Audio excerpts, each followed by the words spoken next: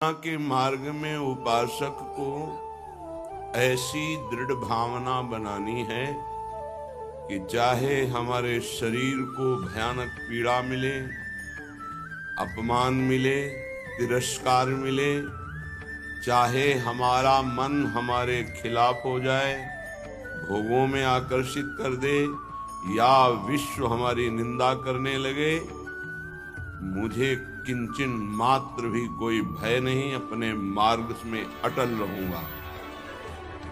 ये शपथ पूर्वक मार्ग चलना चाहिए। प्रारंभ में ही ये शपथ खा लेनी चाहिए, अब मैं प्रभु के मार्ग को नहीं छोड़ सकता, चाहे जितनी पीड़ा दी जाए या प्रलोभन दिया जाए। हर सुख का प्रलोभन माया देगी, प्रभु को नहीं छोड़ना है। जो उपासक सुख का लक्ष्य करके इस मार्ग में चलता है वो भ्रष्ट हो जाता है। वासनाएं साधना से दब जाती है, मिटती हैं भगवत साक्षात्कार या ब्रह्म बोध से। भगवत साक्षात्कार या ब्रह्म बोध तक पहुंचने के लिए उपासक को बहुत ही स्वभाव में गंभीरता, सहनशीलता ये लानी ही होगी। अगर वो गंभीर स्वभाव का नहीं है, अपनी बातें दूसरों से बताएगा तो परमार्थ से वंचित हो जाएगा। अनुभव की बातें या अपनी कमी की बातें दोनों नहीं बतानी। इष्ट देव जान रहे हैं, गुरुदेव जान रहे हैं, दूसरा कोई हमारे हृदय का परिवर्तन नहीं कर सकता। अगर हमारे हृदय का परिवर्तन कर सकता है तो हमारा आराध्य देव कर सकता है। आराध्य देव सर्वज्ञ है, इसलिए मुझे कहने की जरूरत नहीं। जो अनुभव हो रहा है उसे गुप्त रखो, क्योंकि वही अनुभव परमात्मा साक्षात्कार की मंजिल दृढ़ कर देगा। अगर अनुभव बताने लगे तो खाली हो जाओगे, परमार्थ में चलने की योग्यता खो दोगे। इस बात को धैर्यपूर्वक समझिए। चाहे जितना कष्ट हमें मिले, शारीरिक या मानसिक, हम प्रभु के मार्ग को अब छोड़ने वाले नहीं। ये शपथ खानी चाहिए। हम प्रभु के मार्ग में जैसे हैं वैसे ही चलेंगे। जितना सुधार प्रभु कराते जा रहे हैं उतना होता जा रहा है। हम प्रभु के मार्ग को नहीं छोड़ेंगे, चाहे जैसी परिस्थिति आ जाए। हम गिर सकते हैं, फिसल सकते हैं, लड़खड़ा सकते हैं, पर ना तो रुक सकते हैं और ना लौट सकते हैं। ये शपथ खानी चाहिए। अगर ये निष्ठा नहीं है तो फिर बहुत बड़ा भयावह दृश्य उपस्थित करेगी माया, भीतर और बाहर से। समय आएगा आप लड़खड़ा जाएंगे। आपको प्रलोभन ऐसा मिलेगा कि आप इसे छोड़ करके माया में रमण करें। प्रलोभन में बहुत मिठास नजर आती, पर होता बहुत जहर है। सकामता उत्पन्न होते ही जो जलन होती है वो सकामी पुरुष नहीं जानते, वो भगवत मार्ग के पथिक जानते हैं कि कामना कितना बड़ा जहर है और कैसे जलाती है रात दिन। इसलिए उपासक को निष्कामता पर ही अपनी स्थिति स्थापित करनी चाहिए। सकामता को तत्काल काटना चाहिए। अगर सकामता रही तो 20 वर्ष साधन करने के बाद भी वो भ्रष्ट हो जाएगा। इस शब्द को बहुत सूक्ष्मता से अनुभवपूर्वक बोल रहे हैं। छोटी सी दबी हुई वासना 20 वर्ष साधन करने के बाद भी वो अपना प्रबल रूप धारण कर लेगी और साधक को गिरा देगी। ढूंढ ढूंढ कर अंदर की वासनाओं को नाम जप के द्वारा भस्म किया जाता है। भजन के बल से उनका हृदय से पूर्ण अनादर करना होता है। अनादर ही उनका नाश है, आदर करना ही अपना नाश है। बस ये ध्यान रखना है। सकामता ही हमारा पतन है, निष्कामता ही हमारी स्थिति है। धैर्यपूर्वक सहन करना ही यात्रा है। सहन न कर पाना, टूट गए या प्रलोभन में आ गए तो इस मार्ग से गिर जाएंगे। देखो श्रीपाद प्रबोधानंद जी महाराज कैसी निष्ठा का वर्णन करते हैं, धाम की निष्ठा। कह रहे हैं कि छिद्येत खडशः इदं यदि मे शरीरम घोरा विपद विततयो यदि वा पतन्ति हाहंत न तथापि भूयात् वृंदावनादितर तुच्छ पदे पिपासा। बहुत उच्च कोटि की वृंदावन की निष्ठा है श्रीपाद प्रबोधानंद जी की। बलिहारी है इन महापुरुषों की कि इन्हीं के वचनों की जूठन पाकर अपने हृदय में कुछ निष्ठा आती है। नहीं तो ये शरीर राग हमें धाम निष्ठ, गुरु निष्ठ, नाम निष्ठ, भगवत निष्ठ ये नहीं होने देता। इस शरीर संबंध ही भगवत संबंध दृढ़ नहीं होने देता। अनंत जन्मों से हम भटक रहे इन्हीं शरीरों के संबंध में। ये पत्नी, ये पुत्र, ये पिता, ये माता, ये रिश्ते, ये नाते, ये सामग्री, ये भोग, ये बैंक बैलेंस, इसी का आश्रय लेकर हम भगवान से विमुख हो चुके हैं। कैसी अद्भुत निष्ठा। छिद्येत खडसा इदम यदि में शरीरम घोरा विपद विततयो यदि वा पतंती।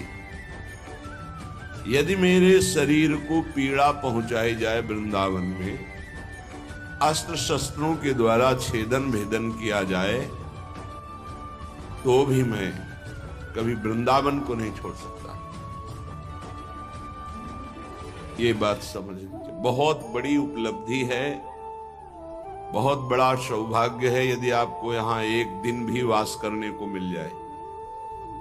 फिर जिनको आजीवन वास मिल गया है तो दुर्भाग्य है कि वो प्रिया प्रीतम का चिंतन नहीं करते हैं, सत्संग नहीं सुनते, श्री जी की लीलाओं का गायन चिंतन नहीं करते, व्यर्थ में समय नष्ट करते हैं।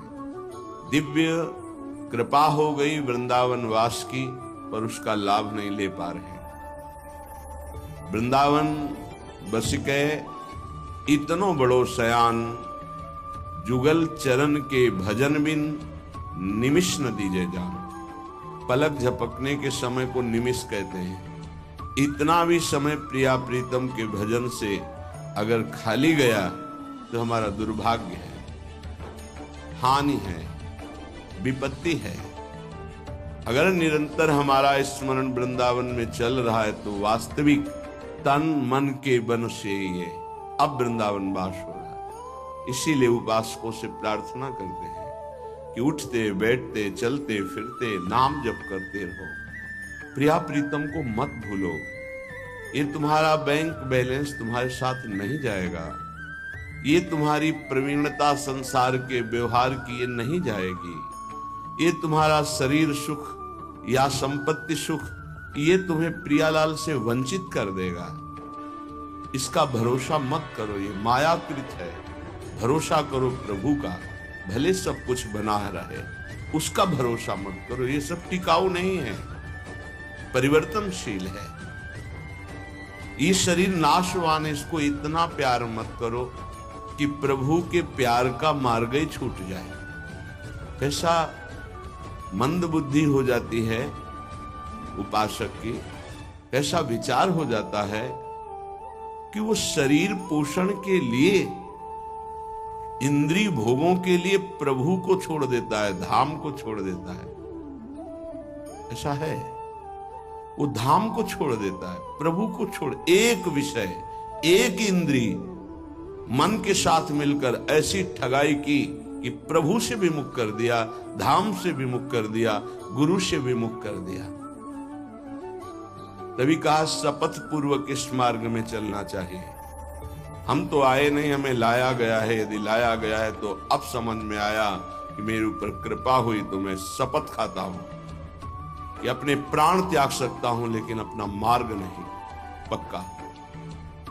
पर आजकल शपथ भी ऐसे ही खा ली जाती है, उसकी सत्यता, उसका निर्वाह करना बहुत कठिन हो जाता है। प्रतिज्ञा, शपथ, इस सब में खवाई जाती है। अगर किसी भी डिपार्टमेंट में है तो उसको शपथ खवाई जाती है। आप ये गुप्त बात कभी किसी को नहीं बताएंगे, आप ऐसे चलेंगे, आप राष्ट्र की रक्षा करेंगे, आप शपथ खाइए कि धर्म पूर्वक, सत्य पूर्वक अपने राष्ट्र के लिए प्राण समर्पित करेंगे। आप तो परमार्थ के प्रतीक हैं। अनंत ब्रह्मांडों के स्वामी के चरणारविंद के समीप परम पद प्राप्त करना है, तो आपको तो शपथ खानी ही होगी। क्यों? यदि शपथ पूर्वक नहीं चलोगे तो आपको माया भ्रष्ट कर देगी। शपथ पूर्वक चलने पर है कि गिरूंगा, लड़खड़ा जाऊंगा, लेकिन पैर से नहीं चल पाऊंगा, तो घसील के चलूंगा, लेकिन चलूंगा प्रभु की तरफ ही। अर्थात बिल्कुल योग्यता न रह जाने पर भी हम प्रभु के ही मार्ग में रहेंगे। हमको प्रभु से अब कोई अलग नहीं कर सकता। ये निश्चय करो, इसमें बहुत बड़ी सामर्थ्य है। यदि हम परमार्थ को स्वीकार किया है, चाहे गृहस्थ में हो चाहे विरक्त में हो, अब चाहे हमारे शरीर को काट दिया जाए तो भी अंतिम समय हम राधा ही बोलेंगे। हमारे जीवन का उद्देश्य प्रभु ही है। श्रीधाम वृंदावन के वास की निष्ठा का परिचय दे रहे ध्रुवदास। खंड खंड होए जाए तन, अंग अंग सत टूक, वृंदावन नहीं छाड़ियो, छाड़ी वो है बड़ी चूक। बड़ी चूक, ये जो बाहर से भक्तजन आते हैं, इनके ऊपर श्री जी की कृपा है, पर आपका दुर्भाग्य हो जाएगा यदि इनसे आप घनिष्ठ अपनापन कर लिए। घनिष्ठ संबंध श्री जी से और श्री जी के संबंध से इनसे संबंध। डायरेक्ट हमारा कोई संबंध नहीं होना चाहिए, श्री जी के नाते से है, श्री जी के संबंध से है। एक बहुत अच्छे ब्रजरज सेवी महात्मा इसी संबंध में चूक हो गई। कुछ लोग बाहर से आए, ऐसा कभी किसी को नहीं करना चाहिए। बाहर से आने वालों को, उनके 500 शुगर थी, बहुत अच्छे ब्रजरज सेवी और सरल स्वभाव संतों का हो जाता है, क्योंकि हमारी स्वामिनी का स्वभाव है अत्यंत दयालु, करुणामय, सहज, सरल। किन्हीं किन्हीं संतों का बाहरी स्वभाव नारियल की तरह होता है। नारियल ऊपर से कठोर होता है, वो अंदर से देखो तो बहुत मिठास वाली गिरी होगी, उसमें मीठा जल होगा, पर बाहर से कठोर रहता है, नीरस रहता है। ये स्वभाव होना ही चाहिए। निर्विकार परम पद की प्राप्ति के लिए हर साधक का स्वभाव इस नारियल की तरह होना चाहिए। बाहर से नीरस, जटिल, कठोर, अंदर से सुकोमल। अगर बाहर से सुकोमल हो गए तो मारे जाओगे, इस मार्ग में मारे जाओगे। बाहर से रुद्र दृष्टि, हृदय ममता शून्य, हृदय ममता, निर्ममो निरहंकारा सम दुखा सुखा क्षमी, श्री भगवान का आदेश है। निर्ममो निरहंकारा। यदि परम पद की तरफ कदम बढ़ा रहे हो तो सोच लो तुम्हारा मार्ग क्या है। निर्ममो निरहंकारा, किसी से कोई ममता नहीं। वो आए और प्रार्थना की कि आपकी 500 शुगर है, ये किडनी फेल कर सकती है, ये दिल फेल कर सकती है, लीवर फेल। अच्छा, हमारे यहाँ बहुत डॉक्टर बढ़िया हैं, ले चलते हैं, 10-15 दिन सेवा करेंगे, आप स्वस्थ हो जाएंगे, फिर आ जाइए, दवा बन जाएगी, चलती रहेगी। उन्होंने स्वीकृति दे दी, वो नहीं वापस आए, वही शरीर पूरा हो गया। आप लोग बाहर से आते हैं वृंदावन लाभ लेने के लिए। अगर आपको श्रद्धा है और कोई संत बीमार है तो यहीं उसकी व्यवस्था कीजिए। उसको बंबई, कलकत्ता, दिल्ली ले जाने की कोशिश मत कीजिए। उसने अपने जीवन को श्रीधाम की रज में दिया है। कष्ट से पीड़ित होने के कारण, प्रबल निष्ठा ना होने के कारण हो सकता है वो हामी भर दे, तो आपको नहीं ले जाना है। वो कहे भी तो नहीं ले जाना है, नहीं महाराज हम यही व्यवस्था करेंगे आपकी, तब तो आपकी सेवा मानी गई। आप उनको धाम छोड़वा दिए तो कौन सी अमरौती पिला देंगे आप? क्या मृत्यु पर विजय आप दिला सकते हैं क्या? श्रीधाम वृंदावन दिला देगा। हाँ, ये है कि रजोपसेवी प्रियालाल के चरणारविंद के कहीं भी शरीर छोड़े, वो तो प्रिया प्रीतम में स्थित है, पर वो लाभ जो हम लोग याचना करते हैं कि जय श्री भट्ट धूलि धूसर तन यह आशा और धार, कुछ विशेषता है, पक्का मानिया। इस रज में शरीर छोड़ने की कुछ विशेषता है, मान लोगे तो जान जाओगे। तभी कह रहे खंड खंड होए जाए तन, अंग अंग सत टूक, वृंदावन नहीं छाड़ियो छाड़िबो है बड़ी चूक। यहां कह रहे हैं छिद्देत खडसा इदम यदि में शरीरम, घोरा विपद विततयो यदि वा पतंती। यदि धार वाले अस्त्र से भी मेरा शरीर काटा जाए तो मैं वृंदावन का कभी त्याग नहीं कर सकता कि भाई वृंदावन में तो बहुत दुख मिल रहा है, अब तो चलते हैं यहां से। शपथ पूर्वक इसीलिए कहा है कि अगर शपथ पूर्वक नहीं रहोगे तो बड़ी विचित्र दशा है। हमारा धाम और धामी श्यामा श्याम बड़े कृपालु हैं, यदि आप जाना चाहते हो रोकेंगे नहीं, और नहीं जाना चाहते हो तो कभी जाना नहीं पड़ेगा, किसी भी कार्य के लिए नहीं जाना पड़ेगा। ये अपने अनुभव की बात कह रहा हूं, किसी भी कार्य के लिए नहीं जाना। और आपने निश्चय किया है कि बाहर जाकर ही हमारा काम चलेगा, तो पक्का बिना बाहर जाए आपका काम ही नहीं चल सकता। और आपने निश्चय किया है कि श्रीधाम वृंदावन नहीं छोड़ूंगा चाहे मर जाऊं, तो हर व्यवस्था जो तुम बाहर से नहीं कर सकते घर बैठे हो जाएगी, क्योंकि स्वामी जी के चरणों में स्वयं अनंत लोगों की सिद्धियां लुटती रहती हैं। विश्वास, धैर्य, सहनशीलता ये चाहिए इस मार्ग में। अगर सहनशील नहीं हो, विश्वास नहीं है, तो फिर आप टूट जाओगे, कितना कष्ट सहो। आपको विश्वास दिलाते हैं इस स्थान का विशेष प्रभाव है धाम का, कि यहां विशेष कष्ट प्रभावित नहीं कर पाता। कलह कलेश न व्यापह ईठा, इठौर विश्व ते न्यारी। यहां कष्ट भी आएगा तो बहुत सीमित रूप रखकर आएगा, वही बाहर जब आपके ऊपर प्रभाव डालेगा तो बड़ा भारी दुख होगा। प्रारब्ध भी आएगा तो शासित होकर आएगा प्रियाजू से, वो स्वतंत्र रूप से आक्रमण नहीं कर पाएगा, बाहर स्वतंत्र रूप से आक्रमण कर देगा। यदि घोर घोर विपत्तियां आकर हमको घेर ले तो भी हम वृंदावन नहीं छोड़ेंगे। ये शपथ पूर्वक रहना चाहिए। घोर विपद विततयो यदि वा पतंती, घोर विपत्ति आ जाए तो भी मैं अपनी निष्ठा से नहीं गिरूंगा। काट डाला जाऊं तो भी, घोर विपत्तियां दुख आ जाए तो भी मैं श्रीधाम वृंदावन को नहीं छोड़ने वाला। हा हंत हंत न तथापि भूयाद, वृंदावनादितर तुच्छ पदे पिपाशा। हाय हाय, श्रीपाद कह रहे हाय हाय, जो वृंदावन का वास मिला और उसे छोड़ करके किसी भी लाभ के लिए बाहर जाते हैं तो हाय हाय। हरिराम व्यास जी ने एक पद में लिखा है, इतनी बड़ी कृपा हो गई और इसके बाद भी तुम वृंदावन का आश्रय वास का प्रभाव न जानने के कारण अन्य आश्रय लेते हो, अन्य सहारा लेते हो और यहां छोड़कर जाते हो, तो मानो अपने सर पर पादुका चला रहे हो।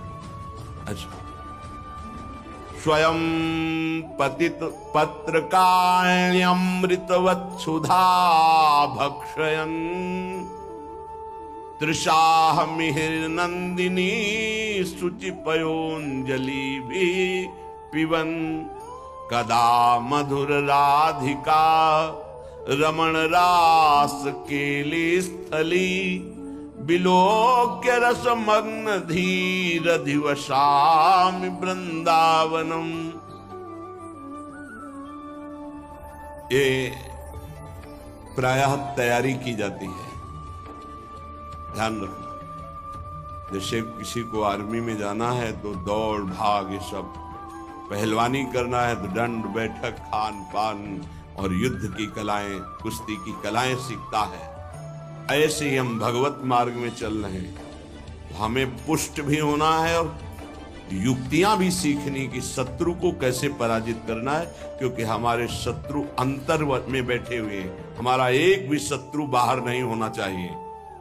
किसी से राग द्वेष नहीं, अंदर की वृत्ति से हमारी दुश्मनी है जो भगवत विमुख करने वाली है, उसको पछाड़ना है। तो कह रहे स्वयं पतित पत्रकाण्यमृत वत क्षुधा भक्षयन। अगर वृंदावन में हमें भोजन नहीं मिला तो हम सूखे पत्ते खा करके यहां अमृत के समान भोजन का भाव रख करके प्राण त्याग देंगे, लेकिन धाम नहीं छोड़ेंगे। सूखे पत्ते खा के कि मानो मैं अमृत पा रहा हूं, ऐसी भावना से पर हम वृंदावन नहीं छोड़ सकते। ये अपने लोगों ने अभ्यास किया, जानबूझ के अभ्यास किया।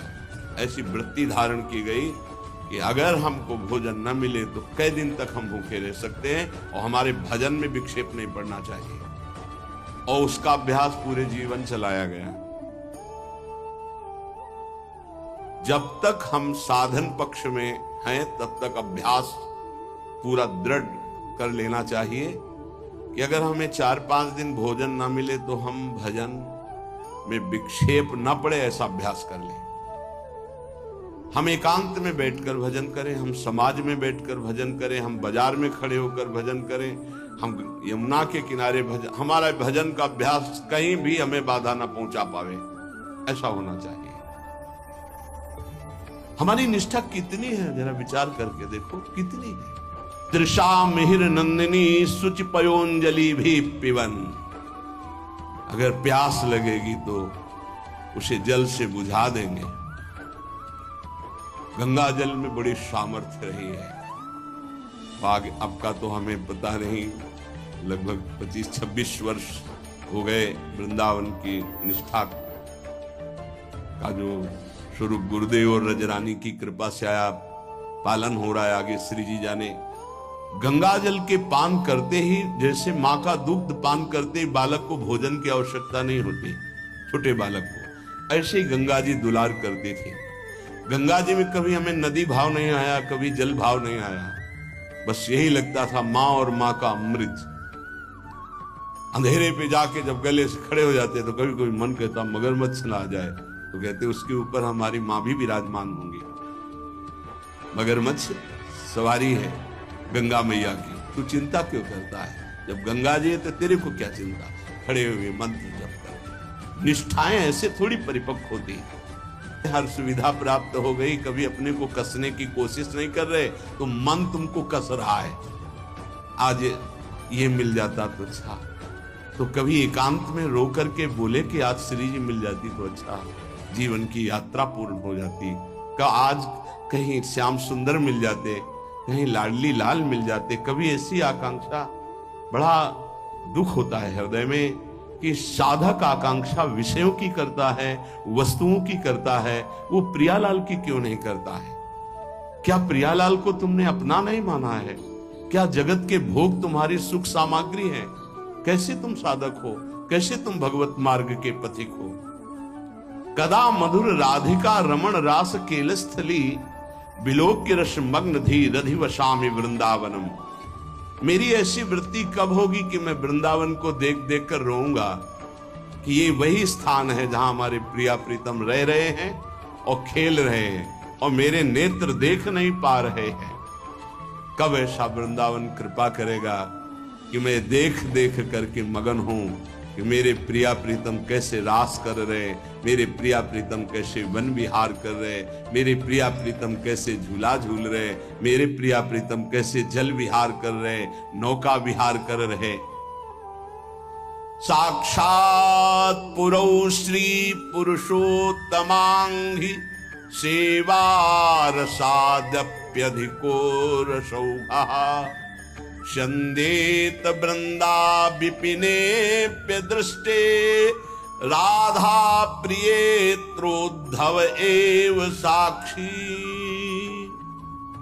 पुरुषोत्तम भगवान वासुदेव देवकी नंदन का निरंतर सानिध्य प्राप्त करके भी जिनको प्रेम का परिचय प्राप्त नहीं हो पाया, और वो जब वृंदावन की रज में आए तो बिना किसी साधन के प्रेम प्राप्त हो गया। इसके साक्षी उद्धव जी हैं।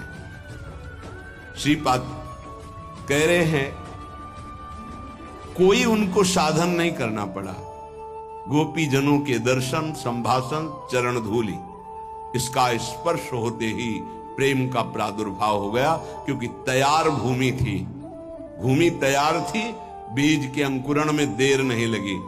अपने लोगों के ऊपर कृपा है, उसी